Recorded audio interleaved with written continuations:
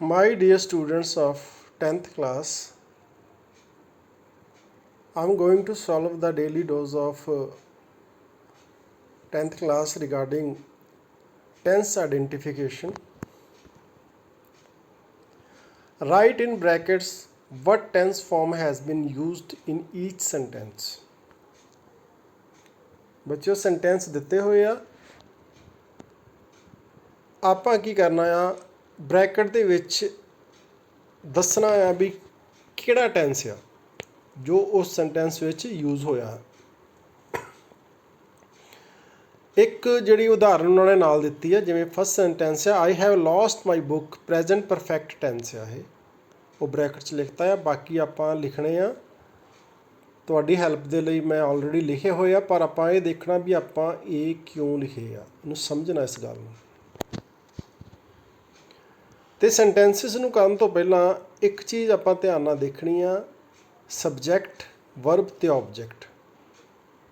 Subject ਅਤੇ object same ਹੀ ਰਹਿਣਗੇ, ਸਿਰਫ ਵਰਬ ਅਤੇ ਹੈਲਪਿੰਗ ਵਰਬ ਚੇਂਜ ਹੋਏ ਹੋਣਗੇ। ਆਪਾਂ ਉਹਨਾਂ ਨੂੰ ਦੇਖ ਕੇ ਅੰਦਾਜ਼ਾ ਲਾਉਣਾ ਆ ਵੀ ਕਿਹੜਾ ਟੈਂਸ ਇਹਦੇ ਵਿੱਚ ਵਰਤਿਆ ਗਿਆ ਆ। ਠੀਕ ਹੈ ਬੱਚਿਓ, ਤਾਂ ਸਭ ਤੋਂ ਪਹਿਲਾਂ ਆਪਾਂ ਹੈਲਪਿੰਗ ਵਰਬ ਨੂੰ ਆਇਡੈਂਟੀਫਾਈ ਕਰਾਂਗੇ। ਹੈਲਪਿੰਗ ਵਰਬ ਜਿਵੇਂ ਸਾਨੂੰ ਪਤਾ ਹੋਣੇ ਚਾਹੀਦੇ ਵੀ ਪ੍ਰੈਜ਼ੈਂਟ ਟੈਂਸ ਵਿੱਚ ਹੈਲਪਿੰਗ ਵਰਬ ਕਿਹੜੇ ਕਿਹੜੇ ਲੱਗਦੇ ਆ, ਪਾਸਟ ਵਿੱਚ ਕਿਹੜੇ ਲੱਗਦੇ ਆ ਅਤੇ ਫਿਊਚਰ 'ਚ ਕਿਹੜੇ ਲੱਗਦੇ ਆ। ਸੋ ਪ੍ਰੈਜ਼ੈਂਟ ਟੈਂਸ ਵਿੱਚ ਹੈਲਪਿੰਗ ਵਰਬ ਕਿਹੜੇ ਲੱਗਦੇ ਆ, ਇਜ਼, ਐਮ, ਆਰ, ਹੈਜ਼ ਅਤੇ ਹੈਵ।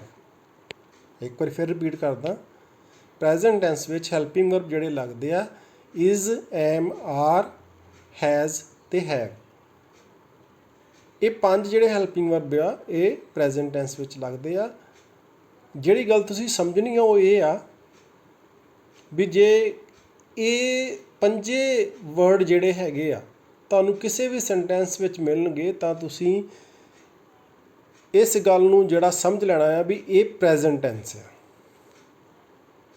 ਠੀਕ ਹੈ, ਤਿੰਨ ਟੈਂਸ ਹੁੰਦੇ, ਪ੍ਰੈਜ਼ੈਂਟ, ਪਾਸਟ ਅਤੇ ਫਿਊਚਰ। ਅੱਗਿਓਂ ਫਿਰ ਉਹਨਾਂ ਨੂੰ ਫਰਦਰ ਡਿਵਾਈਡ ਕੀਤਾ ਜਾਂਦਾ ਹੈ, ਆਪਾਂ ਉਹਦੀ ਗੱਲ ਨਹੀਂ ਕਰ ਰਹੇ, ਆਪਾਂ ਸਿਰਫ ਗੱਲ ਕਰ ਰਹੇ ਹਾਂ ਪ੍ਰੈਜ਼ੈਂਟ, ਪਾਸਟ ਅਤੇ ਫਿਊਚਰ ਦੀ। ਪ੍ਰੈਜ਼ੈਂਟ ਟੈਂਸ ਦੇ ਵਿੱਚ ਜੇ ਅਸੀਂ ਇਹਨੂੰ ਪਛਾਣਨਾ ਹੋਵੇ ਵੀ ਪ੍ਰੈਜ਼ੈਂਟ ਟੈਂਸ ਕਿਹੜਾ ਆ ਤਾਂ ਯਾਦ ਰੱਖਣੀਆਂ ਪੰਜ helping verbs, is, am, are, has ਅਤੇ ਹੈਵ। ਠੀਕ ਹੈ ਜੀ। ਹੁਣ ਨੈਕਸਟ ਗੱਲ ਕਰਦੇ ਹਾਂ ਪਾਸਟ ਟੈਂਸ ਵਿੱਚ ਕਿਹੜੇ ਹੈਲਪਿੰਗ ਵਰਬ ਆਉਂਦੇ ਆ। ਵਾਸ, ਵਰ ਅਤੇ ਹੈਡ, ਸਿਰਫ ਤਿੰਨ ਆ। ਵਾਸ, ਵਰ ਅਤੇ ਹੈਡ, ਤਿੰਨ। ਹੁਣ ਫਿਊਚਰ ਦੀ ਗੱਲ ਕਰਾਂਗੇ, ਫਿਊਚਰ 'ਚ ਦੋ ਰਹਿ ਜਾਂਦੇ ਆ, ਵਿਲ ਅਤੇ ਸ਼ੈਲ। ਫਿਊਚਰ ਟੈਂਸ ਵਿੱਚ ਕਿਹੜੇ ਰਹਿ ਜਾਂਦੇ, ਸਿਰਫ ਦੋ, ਵਿਲ ਅਤੇ ਸ਼ੈਲ। ਯਾਨੀ ਜੇਕਰ ਕਿਤੇ ਵੀ ਸੈਂਟੈਂਸ ਵਿੱਚ ਵਿਲ ਲੱਗਾ ਜਾਂ ਸ਼ੈਲ ਲੱਗਾ, ਉਹਦਾ ਮਤਲਬ ਆ ਵੀ ਉਹ ਸੈਂਟੈਂਸ ਫਿਊਚਰ ਟੈਂਸ ਦੇ ਵਿੱਚ ਆ। ਤਾਂ ਤੁਸੀਂ ਇਹ ਹੈਲਪਿੰਗ ਵਰਬ 5 + 3 + 2, 5, 3, 8 ਅਤੇ 2, 10 ਹੈਲਪਿੰਗ ਵਰਬ ਆ। ਜੇਕਰ ਇਹਨਾਂ ਨੂੰ ਯਾਦ ਰੱਖੋਗੇ ਤਾਂ ਸੈਂਟੈਂਸ ਨੂੰ ਆਇਡੈਂਟੀਫਾਈ ਕਰਨਾ ਸੌਖਾ ਹੋ ਜਾਊਗਾ ਵੀ ਇਹ ਕਿਹੜੇ ਟੈਂਸ ਵਿੱਚ। 5, 3 ਅਤੇ 2 ਇਹ ਫਾਰਮੂਲਾ ਇੱਕ ਤਰ੍ਹਾਂ ਦਾ ਯਾਦ ਰੱਖੋ, ਤੁਹਾਨੂੰ ਯਾਦ ਹੋ ਜੂ। ਹੁਣ ਆਪਾਂ ਅੱਗੇ ਸ਼ੁਰੂ ਕਰਦੇ ਹਾਂ। ਸੈਕਿੰਡ ਸੈਂਟੈਂਸ ਆ, the old woman died of cold last night. ਇੱਕ ਤਾਂ ਗੱਲ ਹੋ ਗਈ ਆਪਾਂ ਹੈਲਪਿੰਗ ਵਰਬ ਦੇਖਣਾ ਆ, ਦੂਸਰੀ ਗੱਲ ਆ ਵੀ ਆਪਾਂ ਮੇਨ ਵਰਬ ਵੀ ਦੇਖਣਾ ਵੀ ਉਹ ਕਿਹੜੀ ਫਾਰਮ 'ਚ ਆ। ਫਸਟ ਫਾਰਮ, ਸੈਕਿੰਡ ਫਾਰਮ ਅਤੇ ਥਰਡ ਫਾਰਮ। ਹਰੇਕ ਵਰਬ ਦੀਆਂ ਤਿੰਨ ਫਾਰਮਸ ਹੁੰਦੀਆਂ। ਠੀਕ ਹੈ, ਆਪਾਂ ਦੇਖਣਾ ਵੀ ਕਿਹੜਾ ਵਰਡ ਜਿਹੜਾ ਆ ਐਜ਼ ਏ ਵਰਬ ਯੂਜ਼ ਹੋਇਆ ਹੈ। ਵਰਬ ਕੀ ਹੁੰਦਾ, ਐਕਸ਼ਨ ਵਰਬ, ਕਿਰਿਆ, ਜਿਹਦੇ ਵਿੱਚੋਂ ਸਾਨੂੰ ਕਿਸੇ ਕੰਮ ਦੇ ਹੋਣ ਜਾਂ ਨਾ ਹੋਣ ਦਾ ਪਤਾ ਲੱਗੇ, ਉਹਨੂੰ ਅਸੀਂ ਵਰਬ ਕਹਿੰਦੇ ਹਾਂ। ਠੀਕ ਹੈ, ਯਾਨੀ ਕਿਸੇ ਕਿਰਿਆ ਦਾ ਪਤਾ ਲੱਗੇ ਤਾਂ ਵਰਬ ਕੀ ਹੈ, ਐਕਸ਼ਨ ਵਰਡ ਆ। ਹੁਣ ਇੱਥੇ ਸੈਕਿੰਡ ਸੈਂਟੈਂਸ ਵਿੱਚ ਵਰਬ ਹੈ ਡਾਈਡ। ਫਿਰ ਜਦੋਂ ਸਾਨੂੰ ਇਹ ਪਤਾ ਲੱਗ ਜਾਏ ਵੀ ਵਰਬ ਦੀ ਕਿਹੜੀ ਫਾਰਮ ਲੱਗੀ ਆ, ਫਿਰ ਅਸੀਂ ਇਹ ਦੇਖਣਾ ਆ, ਨਹੀਂ ਵਰਬ ਕਿਹੜੀ ਆ ਤਾਂ ਫਿਰ ਅਸੀਂ ਇਹ ਦੇਖਣਾ ਵੀ ਵਰਬ ਦੀ ਫਾਰਮ ਕਿਹੜੀ ਆ, ਪਹਿਲੀ ਆ, ਦੂਜੀ ਆ ਕਿ ਤੀਸਰੀ ਆ। ਠੀਕ ਹੈ, ਹੁਣ ਡਾਈਡ ਆ ਤਾਂ ਇਹਦੀ ਪਹਿਲੀ ਫਾਰਮ ਹੈਗੀ ਡਾਈ, DIE, ਡਾਈ, ਡਾਈਡ, ਡਾਈਡ, ਇਹ ਤਿੰਨ ਵਰਬ ਦੀਆਂ ਫਾਰਮਸ ਆ। ਤਾਂ ਇੱਥੇ ਸੈਕਿੰਡ ਫਾਰਮ ਲੱਗੀ ਆ। ਔਰ ਫਾਰਮੂਲੇ ਜਾਂ ਟੈਂਸ ਜਿਹੜੇ ਤੁਸੀਂ ਆਲਰੇਡੀ ਕੀਤੇ ਹੋਏ ਆ ਪਿਛਲੀਆਂ ਕਲਾਸਾਂ ਦੇ ਵਿੱਚ ਵੀ ਆ, ਵੀ ਜਿੱਥੇ ਵਰਬ ਦੀ ਸੈਕਿੰਡ ਫਾਰਮ ਲੱਗਦੀ ਆ ਉਹ ਪਾਸਟ ਟੈਂਸ ਹੁੰਦਾ ਆ। ठीक है जी, ये पास्ट इंडेफिनेट टेंस आ क्योंकि ये डाइड वर्ब की सैकेंड फॉर्म लगी है। थर्ड सेंटेंस है she will come here at 7 o'clock। Subject she आ, विल हैल्पिंग वर्ब आ, कम मेन वर्ब आ, बाकी ऑब्जैक्ट आ। ठीक है बच्चों, तो हुण सानू पता है भी विल हैल्पिंग वर्ब किहदे च आउंदा फ्यूचर टेंस विच, तां पहला सानू पता लग गया भी फ्यूचर आ। हुण अगे देखना है कम की आ, वर्ब की फस्ट फॉर्म आ। मेन वर्ब भी देखनी है क्योंकि आप अगे फरदर उन्होंने आइडेंटिफाई करना है। पहला तो असीं देख लिया भी प्रैजेंट पास्ट ते फ्यूचर तो किहड़ा है, फिर असीं देखना है इंडेफिनेट, कॉन्टीनस, परफैक्ट ते परफैक्ट कॉन्टीनस। हरेक टेंस नूं इन्हां चार हिस्सिਆਂ 'ਚ वंडिया गया हुंदा। इंडेफिनेट, कॉन्टीनस, परफैक्ट ते परफैक्ट कॉन्टीनस। ਜਦੋਂ ਸਾਨੂੰ पता लग गया भी मेन टेंस हैगा फ्यूचर जिमें, तो हुण अगे देखना भी अगलियां चारां चों किहड़ी किस्म हैगी आ, तां वर्ब की फस्ट फॉर्म नाल लगी हुई है कम, कम केम कम। ठीक है, इस करके ये फ्यूचर इनडेफिनेट टेंस है। अगे आ जाओ, they had been ill for 2 days। Had verb आ, हैल्पिंग वर्ब आ, बीन का बच्चों कई बार तुहानूं भुलेखा लग सकता भी आप आम तौर पर बीन कित्थे वरतते हैं परफैक्ट कॉन्टीनस दे विच, पर बीन भी वर्ब की थर्ड फॉर्म गिनी जाती है। बी, वास ते बीन, 3 फॉर्म्स आ। पहली हैगी बी, वास ते बीन, तो बीन तीसरी form as a third form इनू यूज़ होया। हैड लगता पास्ट टेंस विच, helping verb had past tense में तुहानूं पहले दस्सिया आ। बीन वर्ब की थर्ड फॉर्म आ। ठीक है ना। एक गल होर इत्थे याद रखनी आ, जिवें आपां हैल्पिंग वर्ब याद रख लिया, उदां ही असीं याद रखना हैज़, हैव ते हैड, 3 चीज़ां हैज़, हैव ते हैड। ये तिन्ने चीज़ां परफैक्ट टेंस विच लगू।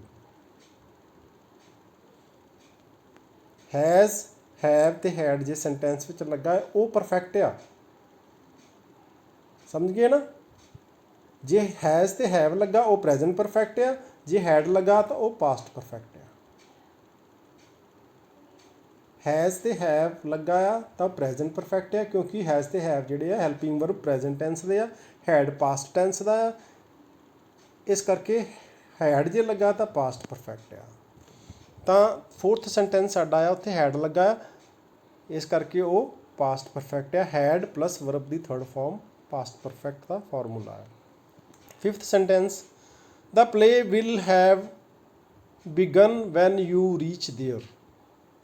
विल फ्यूचर टेंस की पछाण आ, हैव परफैक्ट टेंस की पछाण आ, बिगन वर्ब की थर्ड फॉर्म है, बिगिन, बिगैन, बिगन। तो की आ साडी वर्ब की है, विल जी फ्यूचर आ, हैव परफैक्ट आ, यानी फ्यूचर परफैक्ट टेंस है।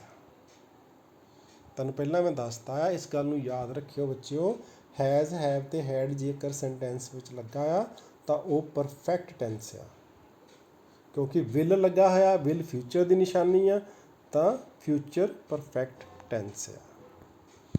नैक्सट सिक्स्थ सेंटेंस आ, the boys will have finished their work by 8 o'clock। The boys will have finished their work by 8 o'clock। हुण हैव लगा परफैक्ट आ। दूजी गल हैव हैल्पिंग वर्ब किहड़े टेंस विच आ, प्रैजेंट दे विच आ, तां की आ गया, सॉरी उस तो पहला विल भी लगा होया, विल जिहड़ा फ्यूचर आ, हैव परफैक्ट आ, फिनिश्ड वर्ब की थर्ड फॉर्म है, फिनिश, फिनिश्ड, फिनिश्ड, तो ये फ्यूचर परफैक्ट टेंस आ। जिथे विल लग गया फ्यूचर टेंस है, याद रखियो। जिथे हैज़, हैव, हैड लग गया वो परफैक्ट आ। I am leaving for Kolkata tomorrow. I am leaving for Calcutta tomorrow. Am helping verb आ, लीविंग मेन वर्ब आ। एम हैल्पिंग वर्ब किहदे च लगदा, सब तो पहला तुहानूं दस्सिया ही 5 हैल्पिंग वर्ब प्रैजेंट टेंस दे आ, इज, एम, आर, हैज़ ते हैव। ਤਾਂ ਐਮ ਪ੍ਰੈਜੈਂਟ ਵਿੱਚ ਲੱਗਦਾ, ਇਟ ਮੀਨਸ ਇਹ ਪ੍ਰੈਜੈਂਟ ਟੈਂਸ ਆ। ਹੁਣ ਦੇਖੋ ਲੀਵਿੰਗ, ਲੀਵ ਦੇ ਨਾਲ ING ਲੱਗਾ, ਲੀਵ ਵਰਬ ਆ, ਮੇਨ ਵਰਬ ING ਨਾਲ ਲੱਗਾ। ਹੁਣ ਅਗਲੀ ਗੱਲ ਜਿਹੜੀ ਯਾਦ ਰੱਖਣ ਵਾਲੀ ਉਹ ਇਹ ਆ ਵੀ ਜੇਕਰ ਸੈਂਟੈਂਸ ਵਿੱਚ ਕਿਸੇ 'ਚ ਵੀ ING ਲੱਗਾ ਆ ਵਰਬ ਦੇ ਨਾਲ ਤਾਂ ਉਹ ਕੰਟੀਨਿਊਸ ਟੈਂਸ ਆ। ING ਲੱਗਾ ਆ ਤਾਂ ਉਹ ਕੰਟੀਨਿਊਸ ਟੈਂਸ ਆ। ਕਿਹਦੇ ਨਾਲ ਲੱਗਾ? ਵਰਬ ਦੀ ਫਸਟ ਫਾਰਮ ਨਾਲ, ਜਿਵੇਂ ਲੀਵਿੰਗ ਆ, ਪਲੇਇੰਗ ਆ, ਬਾਇੰਗ ਆ, ਲਵਿੰਗ ਆ, ਸੀਟਿੰਗ ਆ, ING ਲੱਗਾ ਆ ਤਾਂ ਉਹ ਕੰਟੀਨਿਊਸ ਟੈਂਸ ਆ। ਹੁਣ ਐਮ ਪ੍ਰੈਜੈਂਟ ਆ, ING ਕੰਟੀਨਿਊਸ ਆ ਤਾਂ ਸਾਡਾ ਸੈਂਟੈਂਸ ਕਿਹੜਾ ਹੈ? ਪ੍ਰੈਜੈਂਟ ਕੰਟੀਨਿਊਸ ਆ। 8th ਸੈਂਟੈਂਸ ਆ see how it rains. See how it rains. It rains. It subject ਆ, rains main verb ਆ। ਕੋਈ ਹੈਲਪਿੰਗ ਵਰਬ ਨਹੀਂ ਹੈਗਾ ਵਿੱਚ, ਨਾ is am are ਆ, ਨਾ has have ਆ, ਨਾ will shall ਆ, ਨਾ had ਆ। ਠੀਕ ਹੈ, ਤਾਂ rain, rained, rained।